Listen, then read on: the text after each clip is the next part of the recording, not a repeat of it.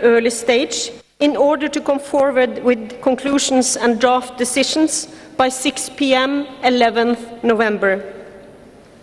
At the closing plenary on the 12th November, as a result of your hard work and collective will to work together, I am confident that the SBI will forward robust outcomes to the governing bodies across the many issues on our agenda. We will approach our work in an open, transparent and inclusive manner. In this regard, I would also recognize the importance of observers and non-party stakeholders to our process, and will ask parties to extend the same openness to observer participation in negotiating sessions as you have done in the past sessions of the SBI. Delegates, I am looking forward to be serving you at this session. I am here for you, and my door always remains open. Distinguished delegates, dear colleagues, I now propose that the SBI begins its work. I invite parties to turn to agenda item number 2, organizational matters, sub-item 2A, adoption of the agenda.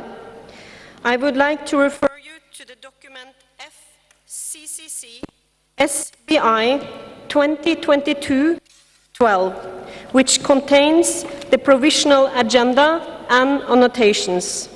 With regard to sub-item 4A, on information contained in the national communication from parties not included in Annex 1 to the Convention, you may recall at SBI 56 in June earlier this year, this sub-item continued to be held in abeyance, and I conducted consultations with interested parties on the way forward.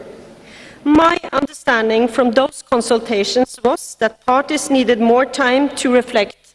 Therefore, as I indicated during my pre-sessionals with groups, I propose keeping the sub-item in abeyance for this session.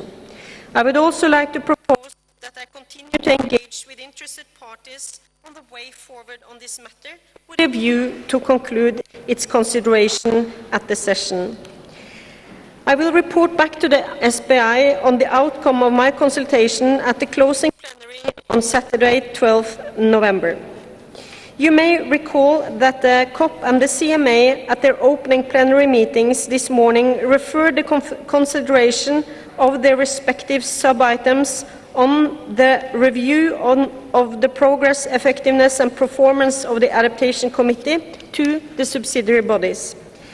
In the SBI, as in the SUBSTA, under its corresponding item, it is proposed that the matter be considered under the SBI item 11, entitled Report of the Adaptation Committee, with the same organization of work as agreed under SUBSTA.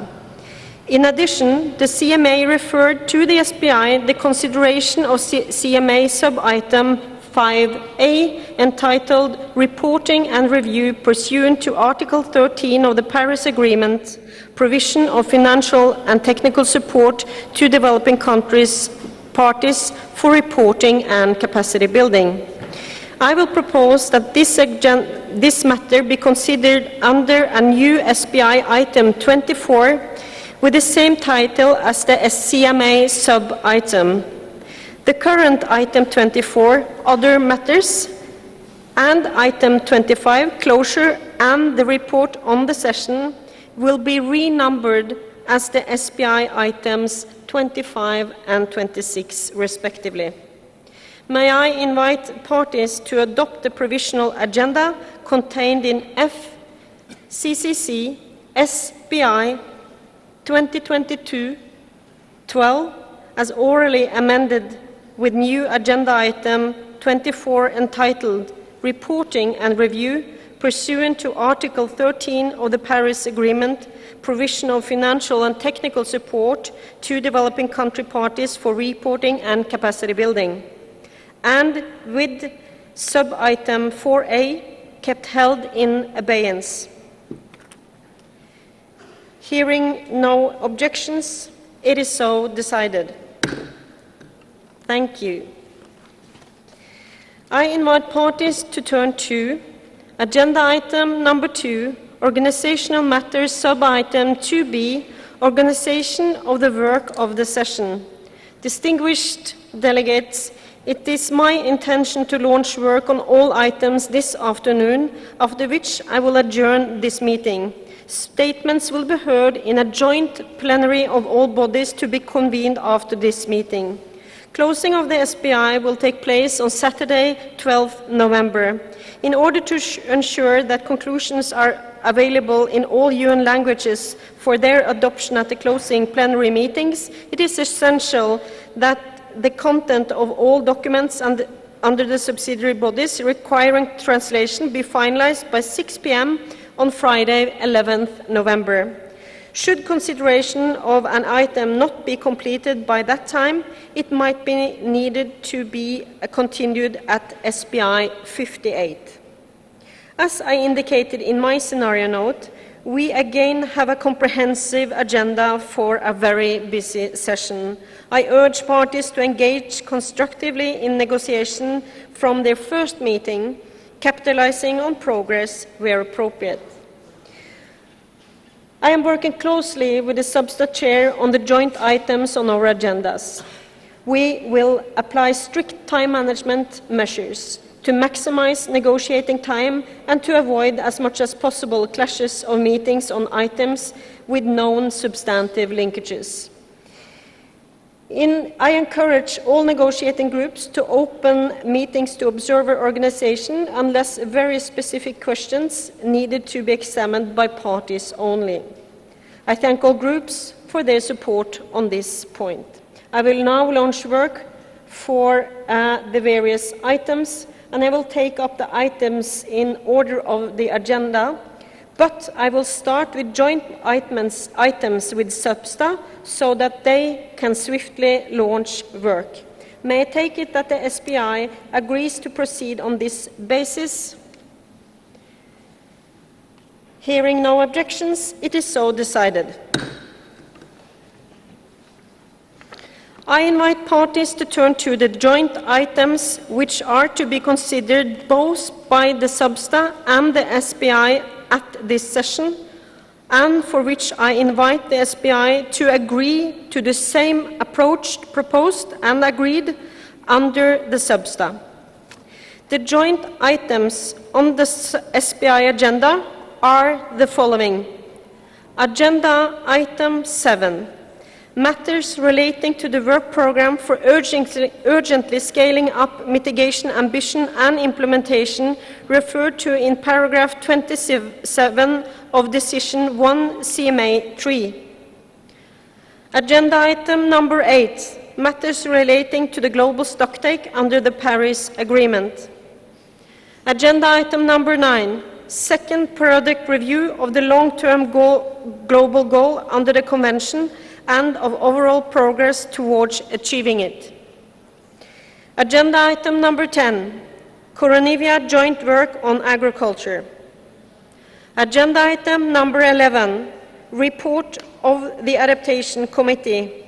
Under this item, the SPI and the Substa will also consider the review of the progress, effectiveness and performance of the Adaptation Committee. Agenda item number 14, Glasgow Sharm El Sheikh work program on the global goal on adaptation referred to in Decision 7 CMA 3. Agenda item number 15, report of the Executive Committee of the Warsaw International Mechanism for Loss and Damage associated with climate change impacts. Agenda item number 16, matters relating to the Santiago network under the Warsaw International Mechanism for Loss and Damage associated with climate change impacts. Agenda item 17A, development and transfer of technologies, joint annual report of the Technology Executive Committee and the Climate Technology Center and Network. Agenda item number 20, matters relating to the Forum on the impact of the implementation of response measures serving the Convention, the Kyoto Protocol, and the Paris Agreement. For these joint items, I invite the SPI to agree to the approach proposed and agreed under the SUBSTA. May I take it that the SPI agrees to this approach?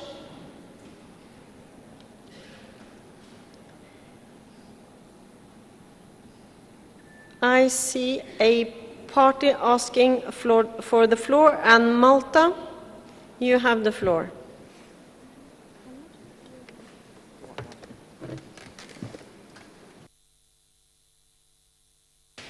Malta, do you want the floor? Or is this a technical glitch?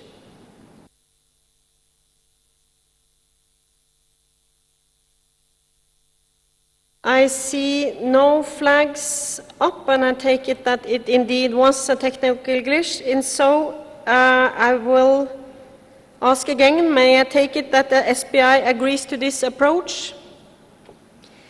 I hear no objections. It is so decided. Parties will recall that in the SUBSTA plenary, oral reports were heard from 5 constituted bodies relating to the joint SP items: the Adaptation Committee, the Executive Committee of the Warsaw International Mechanism for Loss and Damage, the Technology Executive Committee, and the Climate Technology Center and Network Advisory Board, and the Katowice Committee of Experts. The oral reports will be made available on the SUBSTA and the SPI sessional pages. I now invite parties to turn to agenda item number 2, organizational matters, sub-item 2C, election of officers other than the chair. In accordance with Rule 27 of the Draft Rules of Procedures being applied, the SPI shall elect its vice chair and rapporteur for 2023. Consultations are ongoing on nominations. I propose to return to this item during the closing plenary on Saturday, 12th November. Hearing no objections, it is so decided. I invite parties to turn to agenda item number 2, organizational matters, sub-item 2B, facilitative sharing of views under the international consultation and analysis process. The 13th workshop of the facilitative sharing of views, or FSV, under the international consultation and analysis process will convene on Friday 11th November and Saturday 12th November 2022. 11 parties will be going through the FSV process at this session, and that is Andorra, Armenia, Ghana, Jordan, Liberia, Morocco, North Macedonia, Paraguay, Togo, Uzbekistan, and Vietnam. I invite parties to refer to the daily program and the CCTV for detailed information on the schedule of this workshop. I invite the SPI to take note of the information that I have just provided. I invite parties to turn to agenda item number 2, organizational matters, sub-item 2E, other mandated events. I would like to bring your attention to the following mandated events held in conjunction with this session. Pre-sessional workshop under the work program for urgently scaling up mitigation, ambition and implementation. Pre-sessional and 4th workshop under the Glasgow Sharm El Sheikh work program on the global goal on adaptation. 2nd meeting of the technical dialogue under the global stocktake. 7th meeting of the KCI. Activity 4A of the Gender Action Plan SPI SUBSTA special event to present relevant information from the IPCC 6th assessment report, and I invite the SPI to take note of the information I have just provided.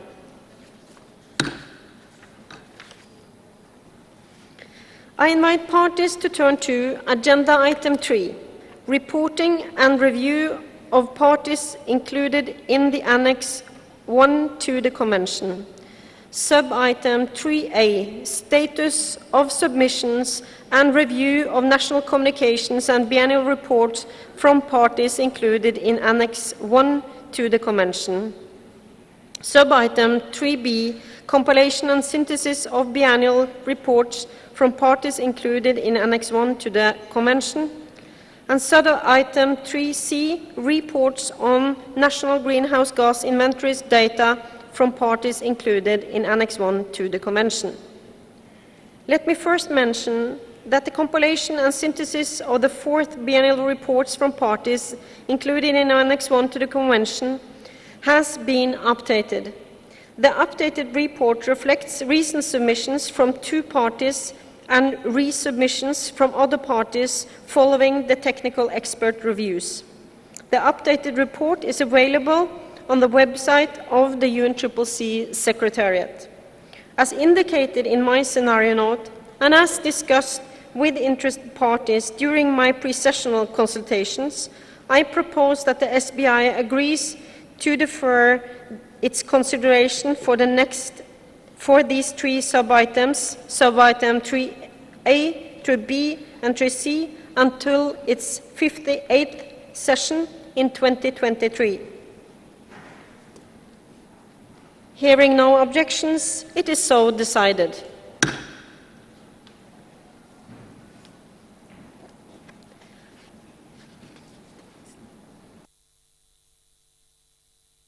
I now have United Arab Emirates. You have the floor. Ukraine. Madam Pardon. Chair. Pardon very much. It's a mistake on my screen, so I see the Emirates. It is Ukraine. Ukraine, you have the floor. Thank you, Madam Chair, distinguished delegates. On SBI 57, Agenda Item 3, Ukraine welcomes the proposal by the Chair to defer the consideration of the agenda item to the next session. For over 8 years and last 8 months, Ukraine is fighting unprecedented full-scale war launched by terroristic state of Russia against Ukraine. This immoral war in the heart of Europe is the war against the Ukrainian nation, Ukrainian people, Ukrainian economy, and the very self of Ukrainian identity. This war already having irreversible consequences for Ukraine, for European continent, and the world. This war is undermining the integrity of the Convention and the Paris Agreement. Illegal temporary occupation of Ukrainian territories undermines the reliability of reporting data and all consequent UNFCCC reports. This threatens our work under enhanced transparency framework and global stocktake process. Ukraine reiterates its raising concerns over reliability of reporting data under UNFCCC and stresses the need to address the robustness of transparency of reporting as a matter of crucial importance. We will need to address it once the peace and territorial integrity of Ukraine is restored. I thank you, Madam Chair. Thank you. I now invite parties to turn to agenda item number 4, reporting from parties not included in Annex 1 to the Convention. Sub-item 4B, report of the consultative group of experts.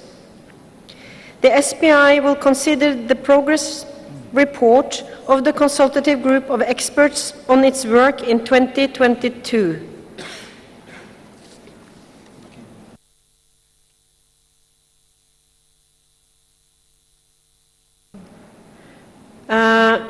Guinea, is this a point of order? No, it's not a point of order. It is to make, on behalf of ACG, the report to the SBI. Thank you very much. I will just proceed a little bit and I will give you the floor. The SBI will consider the progress report of the consultative group of experts on its work in 2022. I would like to invite Alpha Kaluga, chair of the consultative group of experts, to make a brief overview report to the SBI. Sir, you have the floor. Thank you, Madam Chair. On behalf of a consultative group of experts, I have the honor to report to the SBI on its work. At the first meeting this year, based on the revised TOR, which was agreed in Glasgow last year, the CGE started its work. The CGE updated its vision, mission, and strategic objective to guide its work, keeping the long-term needs and priority of developing countries as they implement the existing MFV arrangement under the Convention and to prepare for transitioning to ETF under the Paris Agreement. The CGE is fully committed to assisting developing countries on their journey. The CGE recognizes that all developing countries are at different starting points, and they needed to be provided with technical support that enables them to meet the requirement as parties to the Paris Agreement. The CGE, with this view, developed its work plan, which is successfully implemented.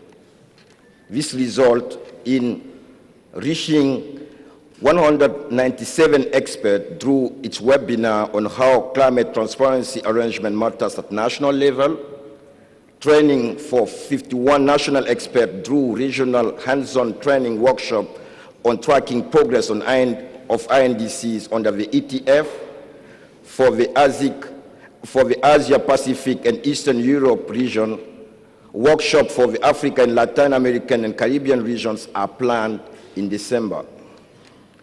Continuing its work on building sustainable institutional arrangement by providing 2 new case studies and 3 interviews videos and 2 animation videos. Continuing the e-learning program on national communication. Continuing to offer the training program on the technical analysis of biennial update report to experts on the UNFCCC roster of experts. Undertaking targeted analytic work, such as compiling and summarizing problems, constraints, lessons learned, capacity building needs in relation to developing country parties reporting. Increasing awareness of CGE activities among stakeholders that are actively engaged in providing support to developing countries parties in the area of MFV and transparency through special events on the margin of the UN Climate Change Conference, regional climate weeks, as well as through its website and interactive online platform. In closing, the CGE looks forward to guidance from the SBI for the technical support it provides to developing countries to able to implement the ETF. Thank you for your attention. Thank you for your statement, Alpha. I congratulate the consultative group of experts on its achievements made the past year. I propose to convene informal consultations on this sub-item to be co-facilitated by Sandra Motsuanedi from South Africa and Aaron Kirby from Australia. The outcome of their work will be presented to the SBI closing plenary. May I take it that the SBI agrees to this approach? I hear no objections, so it is decided. I thank the co-facilitators for accepting this role, and I invite parties to refer to the daily program and CCTV for more information on the date, time, and location for the first meeting of the informal consultations. I invite parties to turn to agenda item 4, reporting from parties not included in Annex 1 to the Convention, sub-item 4C, provision of financial and technical support. I would like to invite a representative of Jeff Shizuru Aoki to present a statement under this sub-item. You have the floor. Thank you, Madam Chair, for the opportunity to speak on GF support for Article 13 of the Paris Agreement. Let me first report on the very successful outcome of the record replenishment of $5.33 billion for the GEF-8 period, which started on July 1st of 2022 and will run until 30th June of 2026. Accordingly, support for reporting and capacity building activities saw a significant increase of 33% for the GEF-8 period. Specifically, the set-aside resources for reporting activities increased to $145 million from $110 million. This figure includes support for the Capacity Building Initiative for Transparency, the CBIT, which increased from $75 million from $55 million. On national communications and biennial update reports, the BURs, countries continue to make good progress.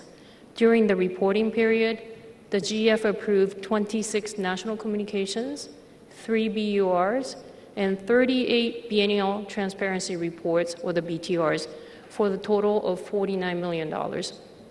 Cumulatively, the GF has supported 206 BURs in 132 countries for $86 million, and 521 national communications in 152 countries for $261 million. On BTRs, support has been made available since February of 2021 to provide sufficient lead time for countries to prepare and submit their first BTRs by December 2024. To date, the GF has supported for 49 BTRs for a total of $35 million in 48 countries. In addition to standalone national projects, the GF is supporting an umbrella program to provide support to up to 43 BTRs. Already, 25 countries have joined the umbrella program. For the GF-8 period, we're pleased to report that the agreed full cost of BTR has increased. For a standalone BTR, parties can access up to $600,000. For a combined BTR and national communications, parties can access up to $633,000. Parties that are in the process of preparing another report can access top-up financing of $250,000 starting in January 23. Parties can access resources for multiple reports. Support is available from set-aside resources. The CBIT continues to be provided to countries upon request. To date, the GF has supported 88 projects totaling $145 million in a geographically balanced manner. Already, 74 projects, or 88% of the portfolio, are under implementation.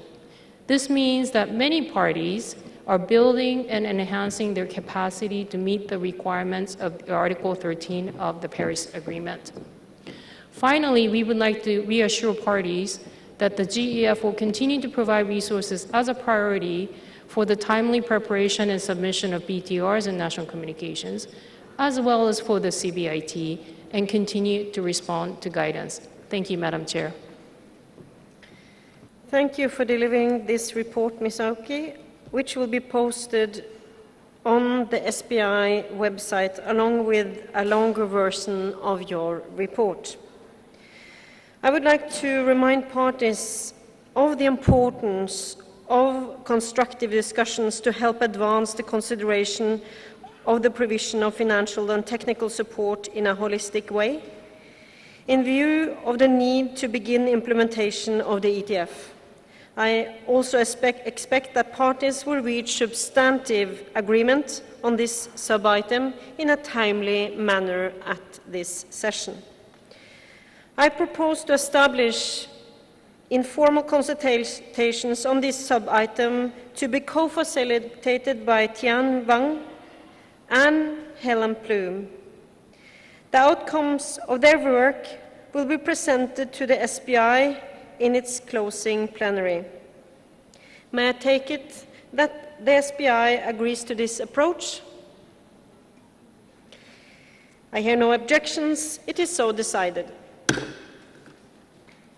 I thank the co-facilitators for accepting this role, and I invite parties to refer to the daily program and the CCTV for more information on the date, time and location of the first meeting of the informal consultations. Colleagues, before turning to the next item, let me take a moment to mention that this is Helen Plum's last COP.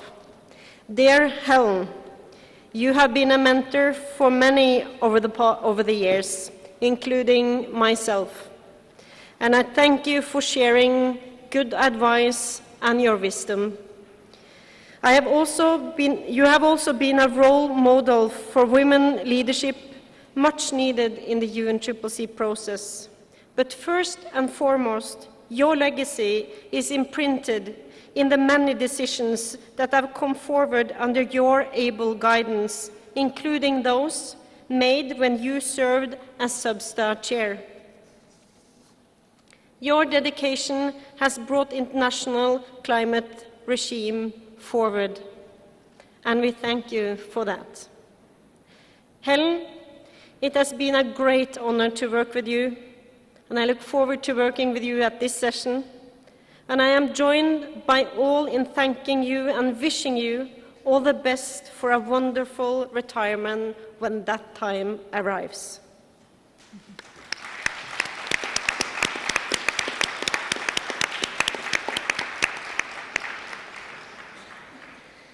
I invite parties to turn to Agenda Item 4, reporting from parties not included in Annex 1 to the Convention. Sub-item 4D, summary reports on the technical analysis of the annual update reports of parties not included in Annex 1 to the Convention. I would like to propose that the SBI takes note of the summary report finalized in the period up to 24th August 2022 and published on the UNCCC website. May I take it that the SBI agrees to this approach? Hearing no objections, it is so decided. I invite parties to turn to Agenda Item number 5, matters relating to the Clean Development Mechanism Registry referred to in Para 75B of the Annex to the Decision 3 CMA 3. Colleagues, please recall that, as requested at our last session, the Secretariat prepared and published a technical paper with the symbol KP-CDM TP1. The SBI may wish to consider the input in developing recommendations for consideration and adoption by the CMP. To conduct the work on this item, I propose to establish informal consultations to be co-facilitated by Kate Hancock and Sonam Tashi. The outcome of their work will be presented to the SBI in its closing plenary. May I take it that the SBI agrees to this approach? Hearing no objections, it is so decided. I thank the co-facilitators for taking on the role. I invite parties to refer to the daily program and the CCTV for more information on the date, time and location of the first meeting of the informal consultations. I invite parties to turn to Agenda Item 6, report of the Administrator of the International Transaction Log under the Kyoto Protocol. I propose that the SBI recommends that the CMP takes note of the information presented in the 2022 report as contained in document FCCCC KP CMP 2022-5. May I take it that the SBI agrees to this approach? I hear no objections. It is so decided. I invite parties to turn to Agenda Item 12, matters relating to the least developed countries. The LEG held its 42nd meeting back-to-back with the most recent NAP Expo in Botswana last August. I would like to invite Kenel Delushka from Haiti, the chair of the LEG, to briefly report on the group's activities. Mr. Delushka, you have the floor.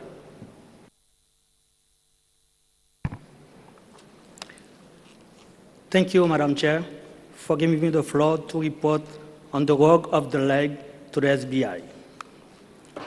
2022 has been a very productive year, whereby the group embarked on a number of activities to deepen support to the least developed countries, particularly on adaptation.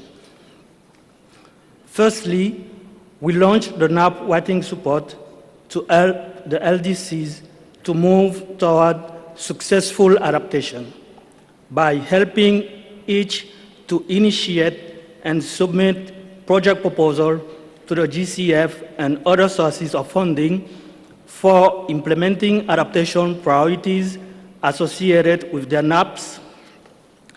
This is done in collaboration with the GCF Secretariat and with the support of the NAP Technical Working Group. It is a direct response to LDC's needs. Secondly, we successfully organized the 7th Global NAP Expo in August in Gaborone, Botswana.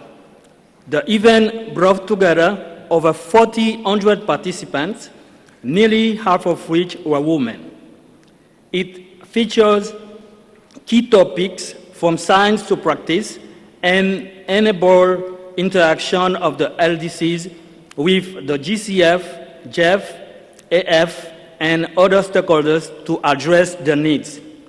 The leg is thankful to the government of Botswana for hosting this year's event. We will soon publish highlights from the event. Third, we launched the roster of experts from the LDCs to serve as a resource to support the formulation and implementation of NAPs. The roster now has 20 LDC experts and is growing. Fourth, we are preparing the technical guidelines for the implementation of NAPs through the NAP Technical Working Group. The guideline will help the LDCs on how to implement their NAP effectively and efficiently.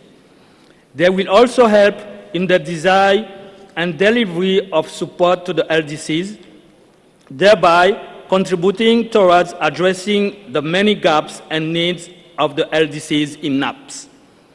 Madam Chair, there are many more activities and deliverables. The draft rules of procedure of the leg, as mandated by COP26, are available in the leg 42 report. We have been working on mandates from the CMA on adaptation-related parts of the Paris Agreement. More details are contained in the leg 42 report. In ending my report, I would like to invite everyone to 3 key events we are running at this session. First one, a high-level event on advancing adaptation in the LDCs, taking place tomorrow, 7 November at 4 p.m.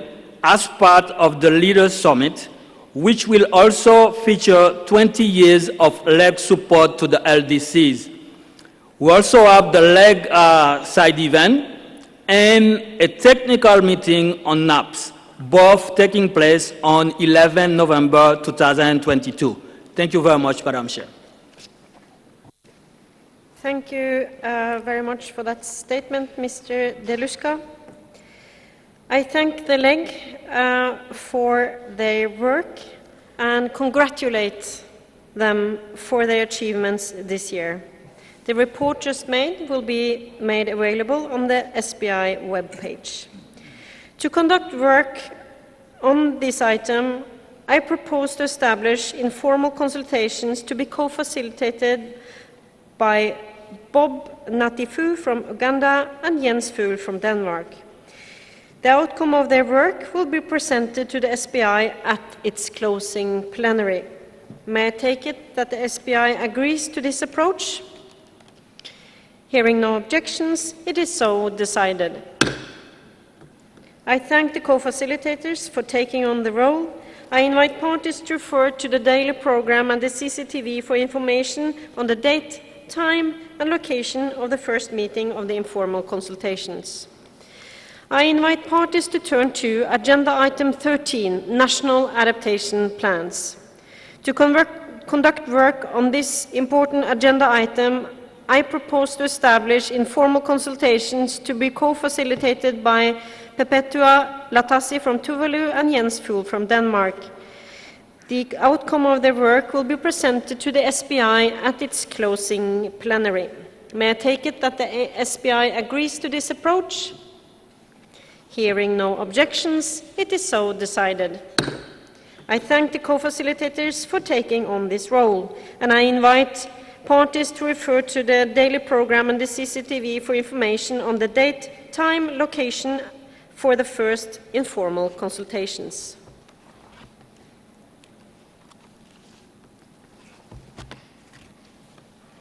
I invite parties to turn to agenda item 17, development and transfer of technologies and implementation of the technology mechanism. Sub-item 17B, linkages between the technology mechanism and the financial mechanism of the Convention. To conduct work on this sub-item, I propose to establish an informal consultation to be co-facilitated by Orly Jacob from Canada and Maya Swaraze from Georgia. The outcome of the work will be presented to the SBI at its closing plenary. May I take it that the SBI agrees to this approach? Hearing no objections, it is so decided. I thank the co-facilitators for taking on this role, and I invite parties to refer to the daily program and the CCTV for information on the date, time and location of the first meeting of the informal consultations. I invite parties to turn to agenda item 17, development and transfer of technologies, sub-item 17C, first periodic assessment referred in paragraph 69 of the decision 1 CP21. To conduct the work on this sub-item, I propose to establish informal consultations to be co-facilitated by Voshita Vijay Nanaka from Sri Lanka and Elfried Moore from Austria. The outcome of the work will be presented to the SBI at its closing plenary. May I take it that the SBI agrees to this approach? I hear no objections. It is so decided. I thank the co-facilitators for accepting this role, and I invite parties to refer to the daily program and the CCTV for information on the date, time and location of the first meeting of the informal consultation.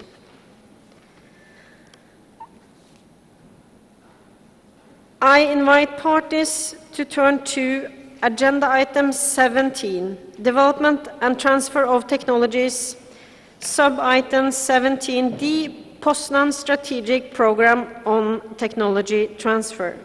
To conduct the work on this sub-item, I propose to establish informal consultations to be co-facilitated by Voshita Vijay Nanaka from Sri Lanka and Stephen Minas from Greece. The outcome of the work will be presented to the SBI at its closing plenary. May I take it that the SBI agrees to this approach?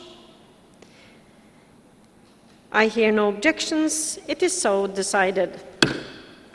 I thank the co-facilitators for taking on this role, and I invite parties to refer to the daily program and the CCTV for information on the date, time and location of the first meeting of the informal consultations. I invite parties to turn to agenda item 18, matters relating to the Adaptation Fund. Sub-item 18A, membership of the Adaptation Fund Board. As discussed with interested parties during my pre-sessional consultation, I propose that the SBI agrees to continue its consideration of this sub-item at its next session.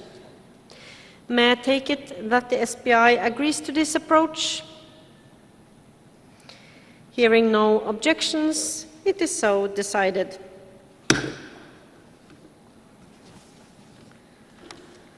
I invite parties to turn to agenda item 18, matters related to the Adaptation Fund, sub-item 18B, fourth review of the Adaptation Fund.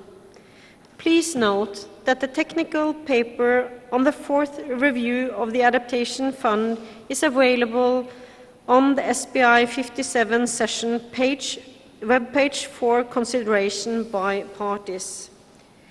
To conduct work on this sub-item, I propose to establish an informal consultations to be co-facilitated by Eva Schruders from Netherlands and Diane Blacklane from Antigua Barbuda.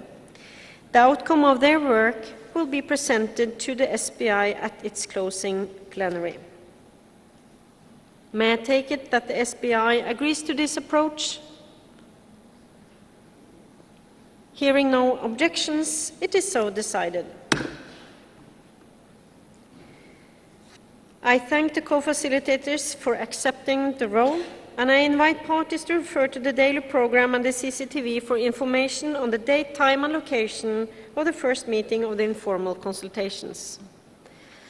I invite parties to turn to agenda item 19, matters related to capacity building.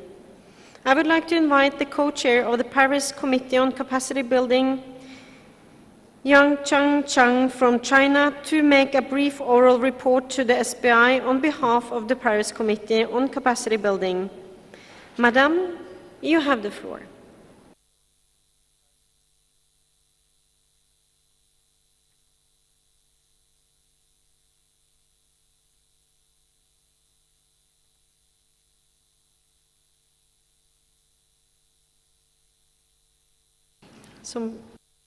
Can somebody please give the floor to China?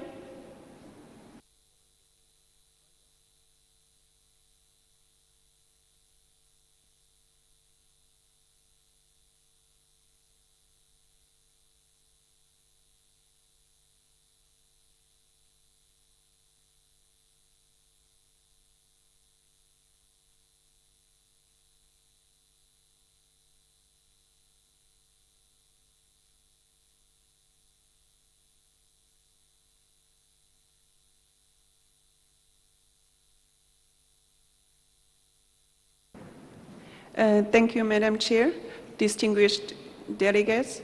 On behalf of the PCCB, I'm pleased to report to you on the work and achievements of the PCCB in our last reporting period of September 2021 to July 2022 under the 3 priority areas in our work plan for 2021 to 2024.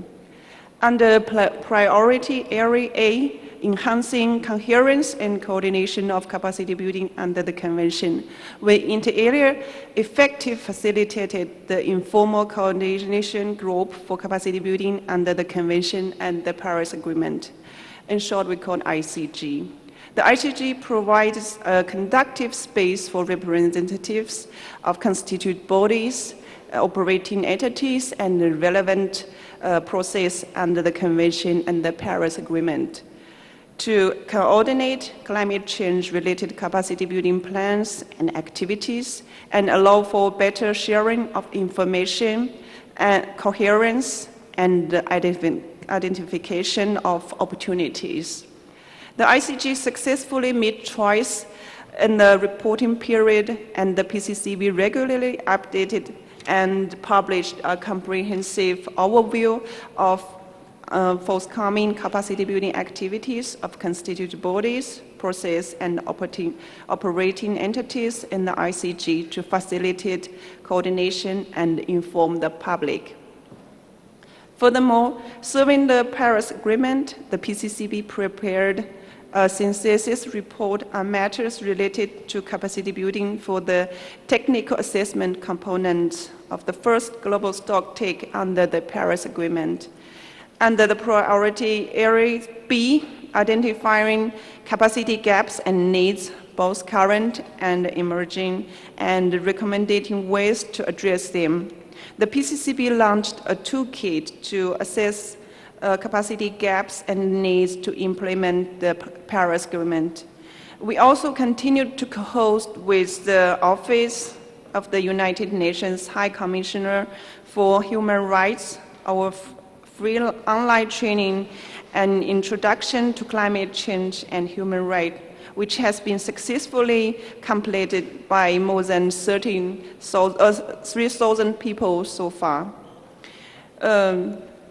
Furthermore, the PCCB developed a technique paper on enhancing the ownership of developing countries of building and maintaining capacity for climate action, which we are pleased to launch on Wednesday, 9th November at the 4th Capacity Building Hub here at COP27.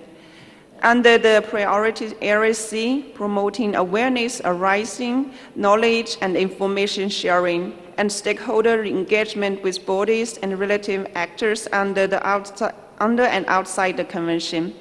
The PCCB inter alia organized the week-long 3 capacity building hub at the COP26 in Glasgow, and has been prepared for the 4th capacity building hub that runs from 9th to 16 November here at COP27 with our 50 capacity building focused events.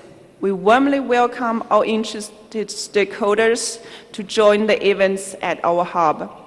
We also complete our regional events series Youth in Capacity Building at the UNFCCC Regional Climate Weeks in the MENA region in 2022, and launched a new regional event series at the 2022 Regional Climate Weeks in the Latin American and the Caribbean region, focused on building capacity for the horizontal and vertical integrated of NDCs. The PCCB continued to facilitate the work of our PCCB network, launched in 2020 as a voluntary association of capacity building stakeholders, which has since grown and over 300 members. Across our work plan, we continue to implement our gender mainstreaming standards to integrate other cross-cutting issues such as indigenous people knowledge, human rights, youth, and elements of actions for climate empowerment. Finally, in response to a request from COP25 to report on progress, outcomes, impacts, and effectiveness of the activities in our work plan, we have developed a monitoring and evaluation framework and applied it for the first time in our annual technique process report in 2022. Madam, distinguished delegates, please allow me to express my sincere gratitude to my fellow co-chair and all members of the PCCB, and to our party and non-party observers and stakeholders for their valuable contribution to the work of the PCCB during the past year. Thank you. Thank you for your statement, and I congratulate the Paris Committee on Capacity Building on its achievements made in the past year. To conduct work on this item, I propose to establish informal consultations to be co-chaired by Juan Carlos Monterrey Gomez from Panama and Roberta Ena from Italy. The outcome of their work will be presented to the SBI at its closing plenary. May I take it that the SBI agrees to this approach? Hearing no objections, it is so decided. I thank the co-facilitators for taking on this role, and I invite parties to refer to the daily program and the CCTV for information on the date, time, and location of the first meeting of the informal consultations. I invite parties to turn to Agenda Item 21, Gender and Climate Change. You may recall that the COP has referred the consideration of the annual report on gender composition and the synthesis report on progress in integrating a gender perspective in constituted bodies processes to the SBI. The matter will be considered under this item. Parties will also continue their consideration of the review of the implementation of activities under the Gender Action Plan. To conduct work on this item, I propose to establish informal consultations co-facilitated by Salka Sigurðardóttir from United Kingdom and Juan Carlos Monterrey Gomez from Panama. The outcome of the work will be presented to the SBI at its closing plenary. May I take it that the SBI agrees to this approach? Hearing no objections, it is so decided. I thank the co-facilitators for accepting this role, and I invite parties to refer to the daily program and the CCTV for more information on the date, time and location of the first meeting of the informal consultations.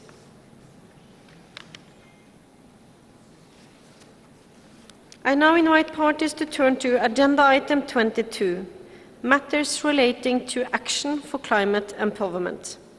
To conduct the work on this item, I propose to establish informal consultations to be facilitated by Pemi Gazela from South Africa for the time being until we find a second co-facilitator.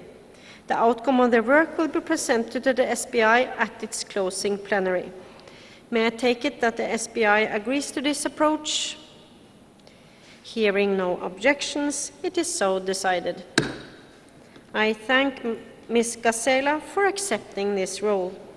I invite parties to refer to the daily program and the CCTV for more information on the date, time and location of the first meeting of the informal consultations.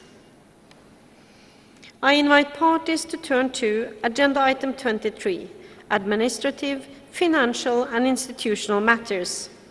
I would like to request the Deputy Executive Secretary, Mr. Owais Sarman, to introduce the item. Owais, you have the floor. Thank you very much, Madam Chair, and I'll be very brief. Under this agenda item 23, administrative, financial and institutional matters, the SBI is expected to consider the information contained in relevant documents made available on UNFCCC website, including, first, the status of contributions as at 21st October 2022, second, the financial report and audited financial statements for the year 2021 and the report of the United Nations Board of Auditors.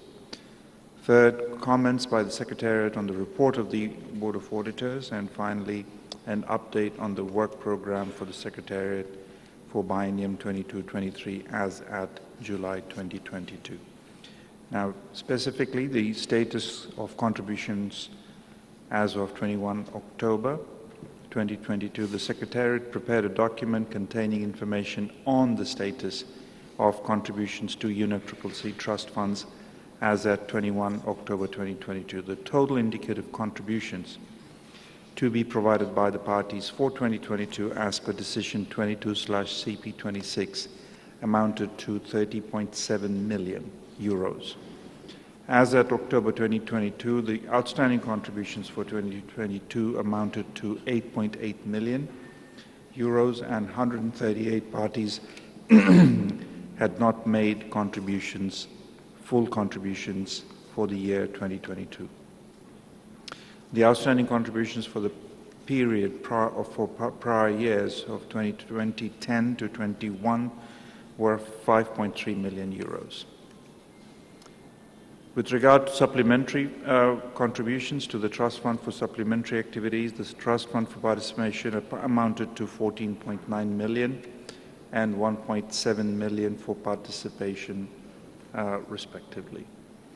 Specifically on the financial report and audited financial statements for the year 2021 and the report of United Nations Board of Auditors, the UNFCCC financial procedures require that audited statements of accounts should be provided to the Conference of Parties as soon as possible after the accounts for the financial period have been closed. The SBI is invited to take note of the information contained in the audited financial statements and the report of 2021 of the Board of Auditors, including the recommendations relating to financial audit of UNFCCC. The Secretariat's comments on the report by the auditors include detailed responses to new and ongoing audit recommendations and information on actions taken to date by the Secretariat.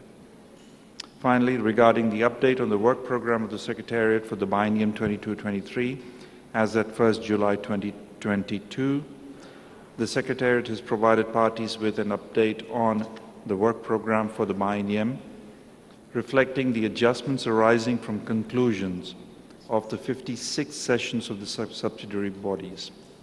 On behalf of UNFCCC Secretariat, I'd like to express my sincere gratitude, and on that of the whole Secretariat, to the German Federal Court of Audit for the very fruitful cooperation over the past 3 years, 2016 to 2022,